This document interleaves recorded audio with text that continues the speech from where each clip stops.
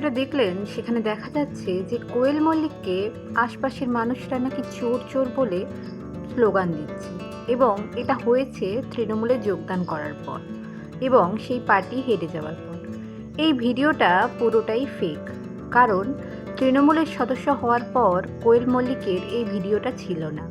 এটা ছিল রাহুল অরুণোদয় বন্দ্যোপাধ্যায়ের মৃত্যুর পরে যে আর্টিস্ট ফোরামের একটা সম্মেলন হয়েছিল, সেখানেই কোয়েল মল্লিক, রঞ্জিত মল্লিক এই পোশাকে উপস্থিত ছিল এবং সেই ভিডিওটাতে ভয়েসটা চেঞ্জ করে ওই চোর চোর স্লোগানটা দেওয়া হয়েছে, যেখানে দেখানো যাচ্ছে যে কোয়েলকে সবাই চোর চোর বলছে।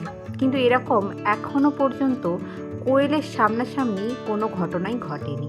তাই এই ভিডিওটাকে কেউ সিরিয়াসলি নেবেন না এবং সিরিয়াসলি নিয়ে এটা ভাববেন না যে কোয়েল মল্লিককে কেউ চোর চোর বলে অপমান করেছে। হ্যাঁ, অনেকেই হয়তো তার কনফিডেন্সকে নিচু করেছে, কিন্তু এই যে ভিডিওটা ভাইরাল করা হচ্ছে সেটা কিন্তু একদমই ফেক।